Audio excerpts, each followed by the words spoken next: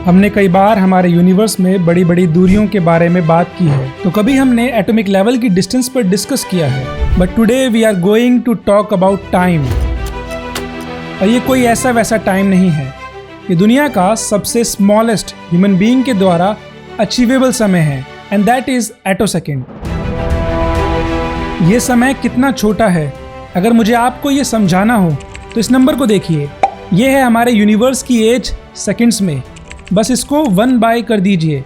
इतना छोटा है 1 एटोसेकेंड। जब एक इलेक्ट्रॉन अपने एक स्टेट से दूसरे स्टेट में जाता है तो जो टाइम वो लेता है उसे एटोसेकेंड कहते हैं।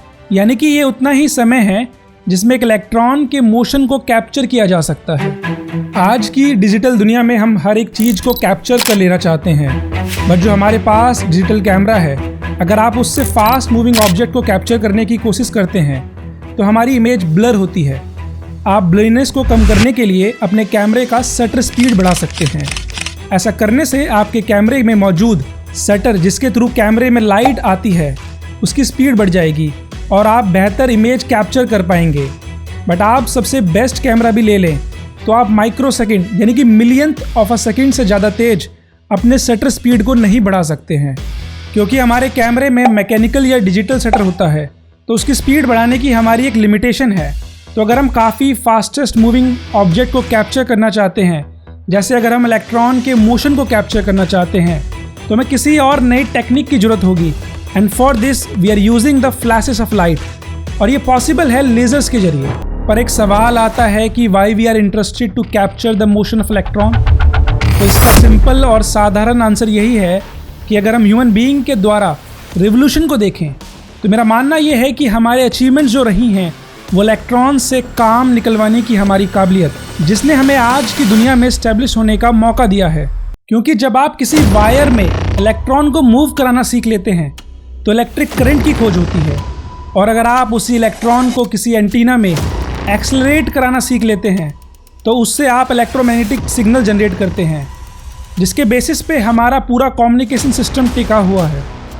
तो अगर आप गौर से देखेंगे तो यही पाएंगे कि हमने इलेक्ट्रॉन से काम निकलवाना सीखा है, बट हमारी लिमिटेशन ये रही है कि हम उसके मोशन को कभी कैप्चर नहीं कर पाए हैं, क्योंकि एक इलेक्ट्रॉन की स्पीड किसी एटम में काफ़ी तेज होती है। अगर हमें इलेक्ट्रॉन से और ज़्यादा काम निकलवाना है तो हमें उसे और अच्छी तरह से समझना होगा, and for this we need a technique to capture it.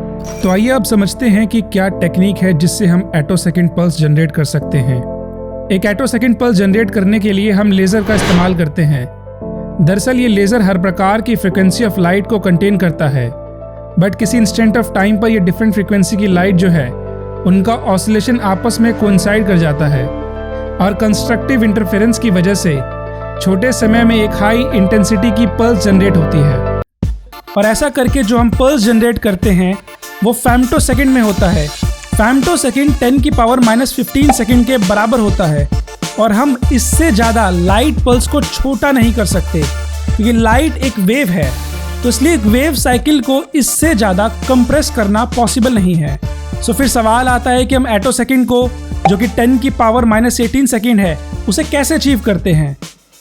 तो इस प्रॉब्लम को सॉल्व करने के लिए इस साल के नोबेल प्राइज़ इन फिजिक्स के विनर्स ने अपना दिमाग लगाया, और उन्होंने सोचा कि अगर जो शॉर्ट लेजर पल्सेस हम जनरेट कर पा रहे हैं, अगर उस पल्स की इलेक्ट्रिक फील्ड इतनी हो कि वो एटम के अंदर के इलेक्ट्रॉन को निकालने में कैपेबल हो, तो हमारा काम बन सकता है। आइए समझते हैं इससे क्या होगा। तो लेट सपोज अगर हम इन शॉर्ट लेजर पल्सेस को किसी नोबल गैस से पास करते हैं, जिसकी इलेक्ट्रिक फील्ड सफिशिएंट है कि वो उस नोबल गैस में मौजूद वीकली अटैच इलेक्ट्रॉन को उस एटम से रिमूव कर दे, और फिर जब उस लाइट पल्स की हाफ साइकिल कंप्लीट हो जाएगी तब उस पल्स की इलेक्ट्रिक फील्ड की डायरेक्शन चेंज हो जाएगी, एंड तब इलेक्ट्रॉन वापस से एटम की ओर आएगा।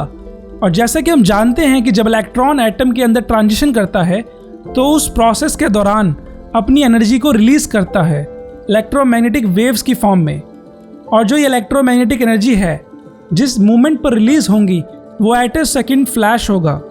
सो इन एटोसेकेंड पल्सेस की मदद से हम इलेक्ट्रॉन के मोशन को कैप्चर कर सकते हैं। आइए समझते हैं कि हम ऐसा कैसे करते हैं। दरअसल जब हम इन एटोसेकेंड पल्सेस को किसी मॉलिक्यूल से पास करते हैं तो उसमें मौजूद इलेक्ट्रॉन ये एटोसेकेंड पल्स जब इंटरेक्ट करेंगे तो वो इलेक्ट्रॉन इस एटोसेकेंड पल्स पर अपनी इंफॉर्मेशन छोड़ देगा और हम इसे एनालाइज करके इलेक्ट्रॉन के मोशन को उस पर्टिकुलर इंस्टेंट ऑफ टाइम पर जान सकते हैं। और ऐसे काफ़ी सारे एटोसेकेंड पल्स की इंफॉर्मेशन को कलेक्ट करके हम इलेक्ट्रॉन के मोशन को स्टडी कर सकते हैं उस पर्टिकुलर मॉलिक्यूल में।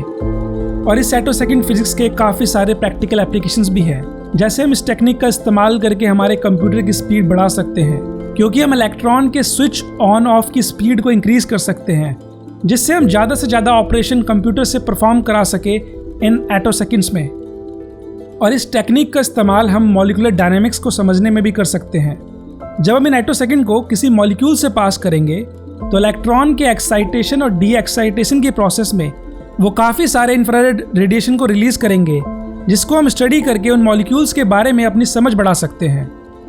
और ये एटोसेकेंड फिजिक्स अभी काफ़ी नई फिजिक्स है, तो इसमें अभी काफ़ी सारी पॉसिबिलिटीज़ हैं जो हमारे एडवांसमेंट में मदद करेगी, जिससे हम अपने लिए आने वाले समय में और बेहतर डिवाइस बना पाएंगे। तो आज के लिए इतना ही, मिलते हैं एक नए एपिसोड में एक नए एक्साइटिंग टॉपिक के साथ।